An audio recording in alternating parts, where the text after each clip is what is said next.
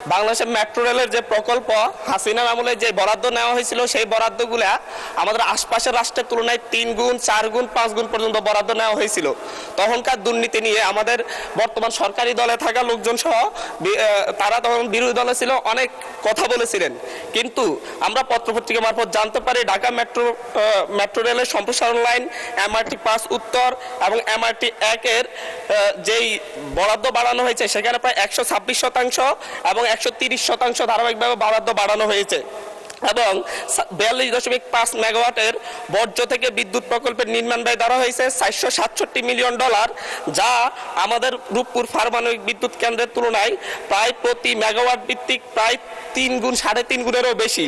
রূপপুর পারমাণবিক বিদ্যুৎ কেন্দ্রে যেই প্রতি মেগাওয়াট উৎপাদনে খরচ হয়েছে 47 কোটি টাকা এবং বর্জ্য থেকে উৎপাদনের যে খরচ ধরা হয়েছে সেখানে 135.17 কোটি টাকা ধরা হয়েছে। মাননীয় স্পিকার, মাননীয় প্রধানমন্ত্রী যখন নির্বাচনী ইশতেহারে বলেছিলেন মেগা প্রকল্প মানে মেগা দুর্নীতি এবং বিএনপি সরকার ক্ষমতায় গেলে মেগা প্রকল্প নিবে না, কিন্তু এই জায়গায় এই বরাদ্দগুলো বাড়ানোর মাধ্যমে মূলত লুটপাটের সুযোগ করে দেওয়া হচ্ছে কিনা এবং আরেকবার বাংলাদেশকে প্রাতিষ্ঠানিকভাবে দুর্নীতির সুযোগ করে দেওয়া হচ্ছে কিনা এই বরাদ্দগুলো বাড়ানোর মধ্য দিয়ে। মাননীয় স্পিকার, এই ব্যাপারে পরিকল্পনা মন্ত্রীর কাছে জানতে চাই। মাননীয় প্রতিমন্ত্রী, অত দীর্ঘ উত্তরে যাবেন না। আমি এর মাধ্যমে নতুন দুর্নীতির সুযোগ দেওয়া হয়েছে কিনা সংক্ষেপে এটা বলেন। এটা কোনো সম্পূর্ণ প্রশ্ন না, মূল প্রশ্ন ধোবাউড়া হালুয়াঘাটের উপরে ছিল। মেট্রো রেল নিয়ে প্রশ্ন করা হয়েছে।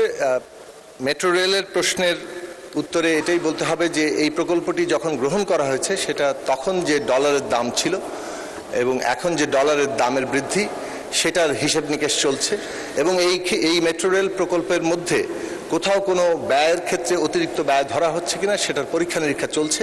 ইতিমধ্যেই নানান পর্ব পার হয়ে সেটা এখনো পর্যন্ত পরিকল্পনা কমিশনে আসেনি, তবে সেটা আসবে। আসার পরে এই সমস্ত ব্যয় প্রশ্নে যথাসম্ভব স্ক্রুটিনি করে সেটাই এই প্রকল্প পাশ হবে। তবে এটা মনে রাখা দরকার যে মেট্রো রেল প্রকল্প যখন জাইকার সাথে প্রকল্প করা হয়েছিল তখন 0.7% সুদে দীর্ঘমেয়াদী ঋণ নেওয়ার ব্যবস্থা ছিল। বর্তমান সময়ে জাইকা কিংবা অন্য কোনো ফাইন্যান্সিয়াল এজেন্সি তারা যে ঋণ দেয় সেটা মানে 3% নিচে খুব বেশি আর পাওয়া যায় না।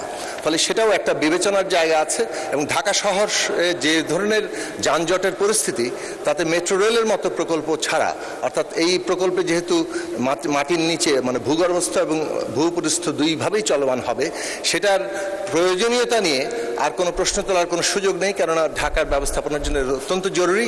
তবে সেই ক্ষেত্রে ব্যয় এবং সময়সীমা এবং টেকনোলজি ট্রান্সফার সমস্ত বিষয়গুলো মাননীয় প্রধানমন্ত্রী ইতিমধ্যেই নির্দেশনা দিয়েছেন এবং সেগুলো যথাসম্ভব পরীক্ষা নিরীক্ষা করা হচ্ছে এবং সর্বোচ্চ পরীক্ষা নিরীক্ষা করে কোনো রকম অতি ব্যয়ের সুযোগ না রেখেই এই প্রকল্প বাস্তবায়নের উদ্যোগ নেওয়া হবে। আর এক লাইনে আরেকটি প্রশ্ন বলি, যেটা বলা হয়েছে যে বর্জ্য থেকে বিদ্যুৎ উৎপাদনের প্রশ্ন। বর্জ্য থেকে বিদ্যুৎ উৎপাদন সাধারণভাবে ব্যয়বহুল, কিন্তু এই ব্যয়ের ক্ষেত্রে একটা অন্য বিষয় বিবেচনায় আছে যেটা মাননীয় প্রধানমন্ত্রী এ বিষয়ে পরিষ্কার করে নির্দেশনা দিয়েছেন। যখন আমাদের বর্জ্যের কারণে যে স্বাস্থ্যজনিত ক্ষয়ক্ষতি হয় সেটার যে মূল্য সেটাকে আমাদের বিবেচনার মধ্যে রাখতে হবে এবং আমরা যেহেতু রিনিউয়েবলি আমাদের জন্য ভবিষ্যৎ, সেই ভবিষ্যতের কারণে এইগুলো অনেকগুলো পরীক্ষামূলকভাবে এখন হচ্ছে। আজকে যেটা অনেক বেশি ব্যয়বহুল, সামনের দিনগুলোতে প্রযুক্তিগত উন্নতির কারণে সেটা ব্যয় কমে আসবে। যেমন রিনিউয়েবল এনার্জির একটা গুরুত্বপূর্ণ খাত হচ্ছে সোলার পাওয়ার, সেটা একসময় যে ব্যয়বহুল ছিল আজকে সেটা অনেক ব্যয় কমে এসছে, সামনের দিনগুলোতে আরও ব্যয় কমে আসবে। কাজেই এই দিক থেকে প্রকল্পগুলো এবং আরেকটি গুরুত্বপূর্ণ বিষয় হচ্ছে যে এই ধরনের প্রকল্প পাওয়ার মধ্যে আমরা কার্বন ক্রেডিট পাবো, যেটা আজকে আন্তর্জাতিক বাণিজ্যের মধ্যে আমাদের জন্য অত্যন্ত জরুরি একটা বিষয়। আপনাকে ধন্যবাদ মাননীয় স্পিকার, এখানে আমাকে কথা বলার সুযোগ করে দেওয়ার জন্য।